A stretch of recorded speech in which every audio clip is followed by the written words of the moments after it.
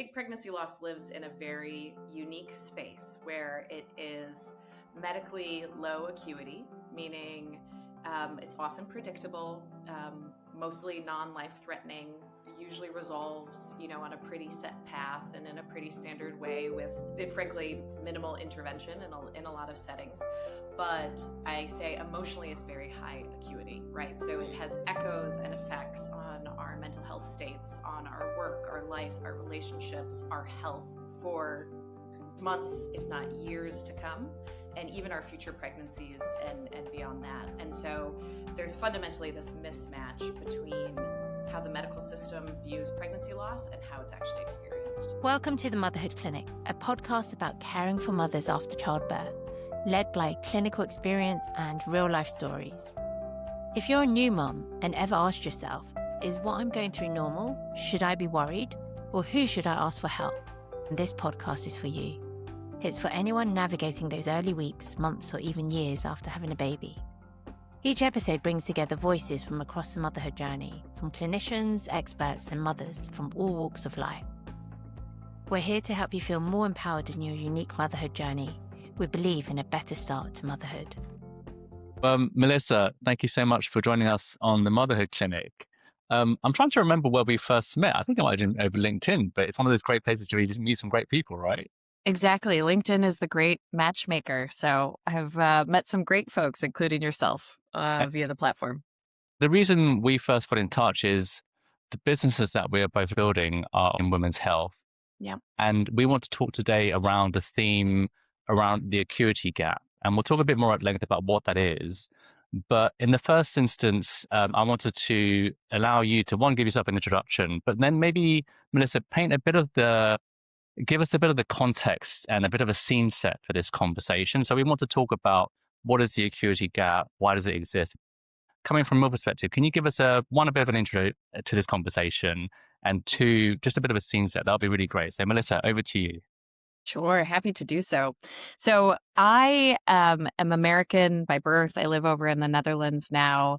I'm someone my entire life. I have loved building things, leading teams, just basically solving problems. And I think that something that fundamentally changed me was my own experience of going through two missed miscarriages and a termination for medical reasons on my way to having my two children, which I'm very lucky to have now.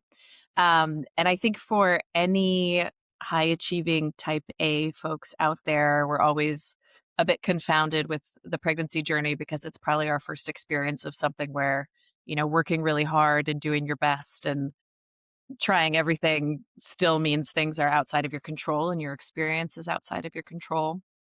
But I think one of the things that most shocked me and also led to laying the foundations for what I'm building today is I think pregnancy loss lives in a very unique space where it is medically low acuity, meaning it's often predictable, mostly non-life threatening, usually resolves, on a pretty set path and in a pretty standard way with frankly, minimal intervention in a lot of settings. But I say emotionally, it's very high acuity, right? So it has echoes and effects on our mental health states, on our work, our life, our relationships, our health for months, if not years to come, and even our future pregnancies and beyond that. And so there's fundamentally this mismatch between how the medical system views pregnancy loss and how it's actually experienced. Great. Thank you for that, Melissa. And that's a really helpful context. And it links back to a conversation we had with Sibyl also around, birth and pregnancy loss as well, and how you emotionally move forward from that. So I think what you've highlighted there is really the two conversations we're going to have today. So this episode will be talking about really understanding the acuity gap and exploring what is the problem, why does it exist, and why is it important to raise to people's attention. So many of these conversations is just about raising awareness, especially if you've never been through it before, or even if you have been, just being able to identify with what people have gone through. So that's going to be today's conversation. And then the next conversation will be looking at how do we move from that problem to a response, both at the individual, at a group level and maybe systemic level, like what is being done, and also to look at what is it the innovation with Sibyl that you're doing to address this problem. So those are the two conversations we'll have today. Um, let's start now with defining what is the acuity gap, and then why is that missed? Yeah. Yeah. One of the things I've most appreciated about the work I'm doing is just the number of stories I get to hear from people. And that's both from women who have experienced pregnancy loss and care providers. So talking to ER docs and OBGYNs and gynecologists, and really understanding kind of both sides of the equation. Mm. And I'm very lucky to have a lovely advisor. Her name is Dr. Heather Smith. She's based in the US. She's an OBGYN, and she's the director of clinical quality at Women and Infants Hospital in Hey. Providence, Rhode Island. And I think she told me yesterday they deliver like 8,500 babies a year. Like there's a Oh, lot of pregnancy that's happening there. like a factory. Um, yes, right. And they deliver really great care. So that's Right. beautiful. But she explained to me it's such a challenging thing as a doctor because as we know, doctors are strapped for time, they're strapped for resources, they're living in these systems that are largely outside of their control. And um, I think previously there wasn't even the recognition of the mental health impact of pregnancy loss. But as that's becoming better researched and better recognized, she was really the first one who talked to me about this gap. And she said, um, she works a lot in the emergency room as well. Specifically in the US, close to 1 million women every year go to the emergency room when they're Mm. experiencing pregnancy loss. Right. And in the emergency room, you're dealing with life or death situations, and that's your triage. And so when a woman is presenting with bleeding during a pregnancy or other symptoms, that's actually on their list of priorities. It's actually Mm. quite low. And what you also see is that, there's regularly not much that can be done. Um, but what happens is, and there's also really interesting research that's been done on this, is the quality of care that a woman gets during pregnancy loss is directly tied to the mental health experience she has following. So dismissive or negative care can basically compound the already really, really difficult experience of pregnancy loss. We know 1 in 3 women are experiencing PTSD 3 months after loss, 1 in 4 experience anxiety. 9 months after loss, 1 in 6 women still meet the criteria for PTSD. And then that follows even farther. And so in the ER, these women are very low priority, but it's that experience that later lives a very big priority in their life. And there's one more story I'll share, which might be a bit, it shares a specific medical experience around pregnancy loss. Mm. But one of the women I've spoken to, she, actually had a stillbirth with her first pregnancy, delivered at 27 weeks, and the baby didn't make it due to a heart condition. Mm. In her subsequent pregnancy, she found out she had a missed miscarriage. And due to the time that had likely elapsed between when they diagnosed it and when they think the heart stopped beating, she was sent to the emergency room for her dilation and curettage, her D&C procedure. And she waited for 8 hours alone at the emergency room for that procedure to happen because she was low priority. And I think and if you just imagine like the trauma of sitting in that room alone, having already been what she had been through, it's just you really see how imbalanced that system is, and then Mm. how much it can impact people going forward. Yeah, yeah. It's I think I think you've done a really good job of painting the picture of different realities and experiences that mothers have to go through, unfortunately. And there's Yes. a few points I'd love to delve into because there's 2 or 3 kind of key things that I think are worth exploring further. In the first instance, is this notion of human and compassionate care versus a system. And my wife is an NHS consultant, so I appreciate both sides. I can see where the system is what the system is, right? Everyone has constraints. It has finite capacity, as does everything. And then, but at the same time, we as mothers, well, not we as mothers, we as carers of mothers or people going through that have to go through that system. And what is the human impact? And I don't doubt that every doctor wants to give more compassionate care, but what is allowed by the system? So I think it's one, recognizing that and then seeing how we can then work our way through that. So that's more just a reflection on the stories that are being told. And you know, I've been through that myself when not for pregnancy, but in other health conditions where, you know, you are waiting a significant amount of time, and we're all aware of the risk where you don't feel seen, you feel dismissed, because there are objectively more urgent issues to be dealt with. So I think it's just taking a bit of time to kind of recognize that this is what it is. And I don't think there's any intent behind that, but it doesn't No. negate the experience that a mother might go through in a very traumatic time. So that's kind of the first reflection. Yeah. Um, and then the second thing is then looking at that from a different lens and thinking, well, what you're speaking about is how can we be more proactive? So we don't want to get to that. You know, we've spoken on the podcast with many people where, look, we can kind of see that we don't want to get to that red line before you have to then seek help. You also don't want to have to over exaggerate or dramatize your problems, but this is about self advocacy and navigating a system to get what you feel you need.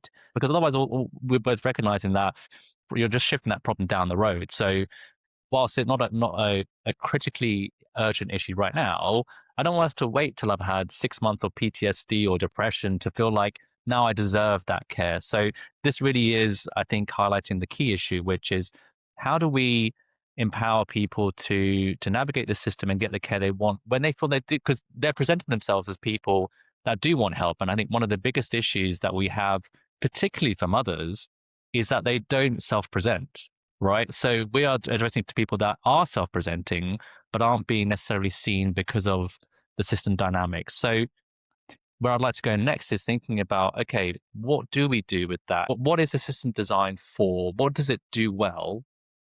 And then how can we start to address this gap? So I Yeah. just wanted to take a moment because I think you've given some really helpful anchor points for this conversation. And I'd love Yeah. to go a bit further into some of those. So, Melissa. Yeah. I mean, I think in terms of what the system does well, um, it's interesting. So there's been really brilliant work that's being done right now by Tommy's and others in the UK, specifically around. Um, there is a medical guideline that is basically a woman has to go through 3 consecutive miscarriages prior to being offered pretty basic testing and diagnostics. And Tommy's has now led and contributed to some research that basically says, you know, if we move that up, there's some really simple stuff we could be doing even after the first loss to help prevent maybe as many as 10,000 losses a year. And when you think of 10,000 women not having to go through an emotionally devastating event, and the loss of, and I think the UK also did a great study, which is pregnancy loss costs the UK economy about close to 500 million pounds a year. And so there's real repercussions for this. And so I think the system, what it does well now is it treats this very specific moment of crisis. You know, we have medication that helps women through miscarriage. There's great research that's being done in the US as well on new ways to apply that and have that be more effective. DNC procedures, et cetera. The medical treatment around the event itself um, is quite effective and good, you know. But it's what I call the before, between, and after appointments where we're really letting women down, and the system just isn't designed for it because it's a medical system. It's not a behavioral health or a mental health system. Um, and then I think the other things that are layered in with pregnancy loss that are unique to this specific quote unquote medical event are like all women's health, patriarchy, and the fact that medicine was designed for and by men. And so asking women, for example, in the UK and the Netherlands to experience 3 terrible, terrible experiences before you will give them access to some pretty basic stuff is, I think, pretty misogynistic and barbaric. And people are starting to agree with that. Mm, Um, and yet on some level it makes sense. You'll talk to a lot of doctors who say, well, yeah, there isn't much we can do. This is natural. But mm, um, the other thing as well is I've spoken to some really there's some really interesting work being done here in the Netherlands by a doctor named Bernadette de Bakker, and she is basically figuring out the causes of pregnancy loss with a specificity and a scale that we haven't done before by analyzing embryos and fetuses in the early stages. And when you talk to her and what she's building, she's saying, you know, right now we tell women that 50% of loss is, yeah, it was natural, it was nature's course. There's no way mm, we can tell what happened. She thinks that should actually be more like 1 in 10, right? So there's Right. more answers for us to have within the medical context, and there's more still that can be done there, in addition to the medical system just not being designed to support the emotional side of this. Yeah. Thanks. There's some really helpful stat and figures to really just get an idea of the scale of this problem. And it's something that we went through personally. Like, I never appreciated before we had kids just the prevalence of people that this happens to, because it's nothing that people don't really openly share. Well, I think people Yeah. are getting better at that. Yes. And then when we start sharing our experience, you're like, oh, that happened to you, and that happened to you. And it obviously opens a gateway where you're like, oh, I had no idea. And there is some solace in knowing that other people are going through it at the same time, although there's no consolation because it's a very personal thing. But just to appreciate just the you know, I guess you would have no reason to understand this before you've gone through it anyway. But it Yeah. does, it is unfortunately, a very high prevalence of these things happening. And I think your point, I think you nailed it. Where right now, part of the challenge is how you define that as a medical event versus as a life event, right? And I think that's probably, if I were to zero in on what the challenge is how we look at this event, right? And at the moment, it's a medical event, and how do we treat it as something other than that, because has far greater repercussions. One question I had is, you talked about, you've had exposure to where you are in the Netherlands, and you're from the US as well. I'm from the UK, and there's obviously probably a bit of a generational difference as well.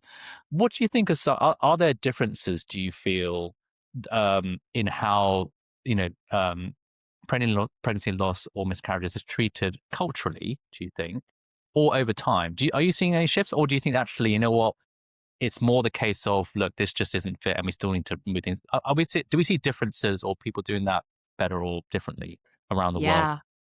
That's a great question. Generationally, 100%. So I Okay. talk to women who say, I only found out about my mom's pregnancy losses when I had my first pregnancy loss. And I think that's what a lot of women of our mother's generation went through. Was you do not talk about it. It is secret. It is shameful. Um, you blame yourself, etc. And then I think the generation that I belong to is really this generation that has said, no, this cannot be the status quo for this. We need to change it.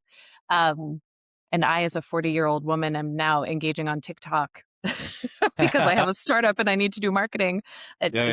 It's a wild world out there. But I think what you really see and what I hear from younger generations is, they're using platforms like TikTok and Instagram for information, but also really putting their stories out there. And you see a lot of content that is just very open about, this was my experience, this is what I went through. And I think if you asked your mother, would you have been willing to make a video about this and share it with 30,000 strangers? They would be mortified. But that's the reality for a lot of folks today. And I think women find a lot of strength in seeing and hearing that. So you definitely see it changing. From a geographical perspective, it's been funny because sometimes I talk to people and they're like, oh, well, it must be better in X country or it must be better in Y country.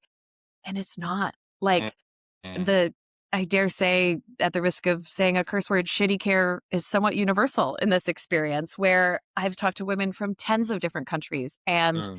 um, so many of them feel let down, and just they either felt like they weren't given the information that they needed, they weren't taken seriously by the medical teams, or the medical teams didn't have the time that they needed to support them, Yeah. um, and it's affected them. So I have not found great differences geographically in that respect.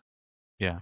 And that's helpful, I guess, to paint a picture of, again, what people are dealing with. And this, as you're saying, is a universal challenge that people are dealing with. Yeah. I think probably what is different is, we're looking at, obviously, a range of maternal health events with the motherhood clinic, is just what we term as like the patient side resource. Mm. So we're talking at the moment, I guess there's a few dimensions as we try and triangulate how people are going through these kind of events. There's the severity and the acuity, which is one element that we've talked about. There's the duration, as you talked about, where unfortunately this can be a low level acuity, or from a medical perspective, but a long duration, which really erodes and kind of builds up over time. Yep. And then there's something called, like, I guess, this patient side resource, which is, who do you have around you? What systems do you have in place? what kind of support network, or maybe a level of awareness and education of what you're going through. And this is probably where these kind of conversations and the content you're putting out, and ultimately the business that you're building to address this, is how do we empower mothers, carers, of people to kind of raise their level of awareness to deal with these challenges. And then it's something probably around coordination as well, because I think a large part of this challenge as well is when you are in this gray zone of not quite critical care needing a medical event, i.e., flagged in the system with this algorithm or this triage, but you're just kind of like surviving, getting by, but just not in a good place. Your care is not necessarily being coordinated as such, and therefore you're kind of left to deal with, not really sure where to navigate, where to go, who to go to, and you go to one person, whether you show up in the ER or like in the A&E, and they say, well, actually, you're not needed here, so go somewhere else. And they say, well, actually, go to your GP. Then maybe you look on Facebook and you look at find some forums, or you look at Tommy's, and you're not quite sure where to go to for what. And so I think those combination of those 3 or 4 different factors, in and amongst, a first time parent going through this for the very first time, is what has people in this kind of this Bermuda Triangle zone of like, well, where am I? What do I do? Or do I just is this how it is, and we just move past it? So this what I'm trying to do is paint a picture of some of those levers that I think we want to start to work through, whether it's in our own businesses or in society, to think about how do we start to really tackle this problem, which is obviously where we go to in the next conversation. But that Yeah. was more a reflection of some work we've been doing to try and dimensionalize or try to like codify how do people end up in these places. So that's just some thoughts, I guess, from what we've been working through. But does that resonate with you, Melissa? It does, and I was writing a few words down as you were sharing, because it's kind of these, I think of there's a few different pillars and, like you said, levers that you can push on. And one is like, when are you providing your solution to the individual? I think that's such an Mm, important moment. And one thing we're really trying to do with Sibyl is, the last innovation that an OBGYN had in terms of something that they could give to their patient at the moment of the diagnosis of a miscarriage was a pamphlet. Like mm, we can yeah. we can improve what a patient receives at the moment of this experience. And I think that goes for many different medical experiences, is when are you meeting them in the journey? And then there's the lever of accessibility. And like you said, I think for many women, there's the tendency to minimize their experience, to, they're likely primary caretakers of other individuals. They don't have the time, the energy, et cetera, to take care of themselves. And so accessibility and low barrier to entry is huge. And then, of Mm, course, the third is, what are you actually providing? What are you able to give this person that can help make this situation better? But I think mm. all of those are important, and they're different levers that you can pull to help someone. So for people listening in, we've got a range of either expectant mothers or mothers that have maybe been through this before. What do you think they need to hear? Like, what would have helped you in your journey personally? Because obviously, it's unfortunate that you had to go through this somewhat alone. What do you think are some of the key things people need to hear when they're going through this to work through? Yeah, that's a great question. And it really varies for everyone. I think I I appreciated the recognition that it just really, really sucks. It is one of Mm, the most difficult life experiences that you're going to go through. And you are not crazy for feeling that way or for struggling with it at that level, because that's 100% what's happening. And I think one thing that really helped me was, even the scariest thing was not knowing what my outcome would be, was the days that I would fear, okay, I'm never going to get this thing that I so deeply want more than anything I've ever wanted. And no mm, matter what I do, I might not get it. yeah, Um, it was really about finding support and tools and people who could help me find the places where I could have control, and I could do things for myself, and I could take small actions, not potentially towards that end goal, but at least to getting through the process and surviving the process. Because it was such an insane feeling of loss of control. And so any moments and any healthy ways that I could get some control back were so helpful. yeah, Um, good. and I think, Claude and I were having a heart to heart the other night because I talk to AI sometimes Yeah. on deep topics, and Yeah. we were discussing like I'm probably building this still to heal some unhealed trauma. Like there's still a very deep part of me that I think the other myth is like the thing I dealt with as well was after I had my daughter, I had quite bad postpartum rage and postpartum depression. But I thought surely I couldn't be suffering from that because this was the thing I wanted more than anything, and now I have it. So how crazy am I that I'm now not happy? And I think another thing as well is, you know, infertility, pregnancy loss is tied to a higher incidence of postpartum mental health disorders. And that's also something we don't know. Yeah. So I think the other thing I would have really loved to hear is, um, yeah, no matter what you're going through, it's not shameful or abnormal or yeah, unsupportable. There's support out there. Yeah. Thank you, Melissa. I think there's some quite powerful, very powerful messages in what you Yeah. said there. And again, as we have more of these conversations, we start to hear these quite big themes coming through, right? And the same similar veins of conversation around this element, particularly for those, those ambitious mothers who beforehand that have always kind of been reaching for the stars, and that sense of that loss of control Hmm. is so big, or that sense of that. And what is it you do to regain that, or feel like, as you're saying, this is all happening to you, but finding places, people, situations that give you a little bit of sense of control over what you can do, because a lot of this will be out of your control. And then your second big thing that you talked around was, the processing of this event. And as you're saying, you giving yourself a hard time where you feel like, well, look, aren't I lucky now that I've got the thing that I've always wanted? When sometimes you just do feel a bit of shit. I think it's okay to have both of those thoughts where you're like, actually, this is really shit. This is rubbish.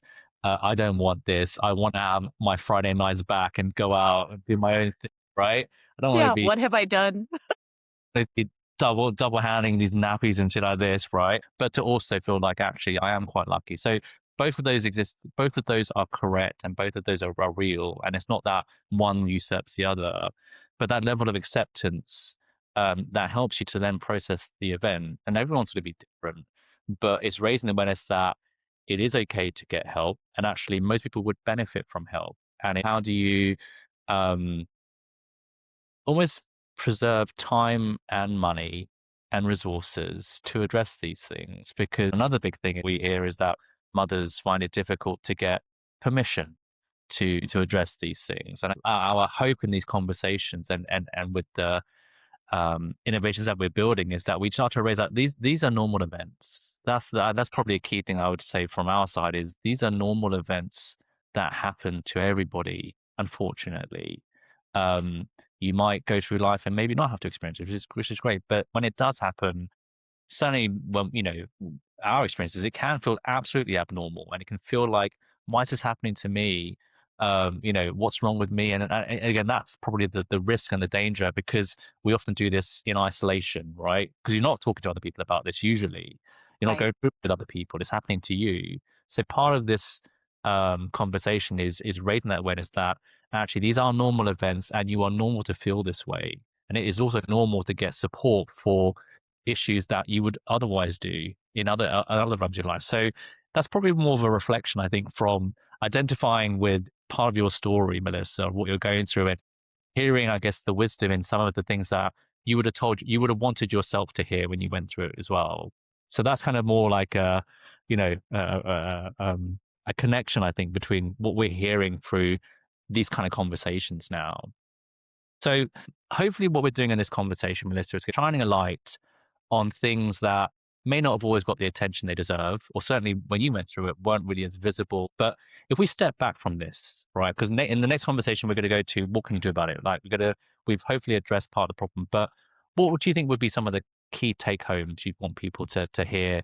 Or is there anything we haven't raised in this conversation that we haven't already talked about? So, No, I mean, I sometimes think it's helpful. One thing I would add, I think it's helpful to set the stage that 44 pregnancy losses happen every minute globally, Mm, and about 23 million women go through a miscarriage every year. And so just I think that's always helpful to kind of understand the scope and the size of this particular experience. But I think in terms of learnings, yeah, I would just recap and say, as we discussed, pregnancy loss, I think is a rather unique experience in that it's medically low acuity, emotionally mm, very high acuity, and we just don't have the systems that are built to support that effectively. great. Well, Melissa, I know this has been a more sombering conversation, but also an equally, for the more reason, such an important conversation to have. So, first of all, I want to say thank you so much for sharing your personal journey. In the next conversation, we're going to talk about what can we start to do about this, which I think will hopefully give that sense of control or that feeling of like, look, I'm not just being left alone to kind of deal with this. I can do something about it. So I'm looking forward to that conversation. But Melissa, thank you very much for today. Me too. Thanks, Patrick.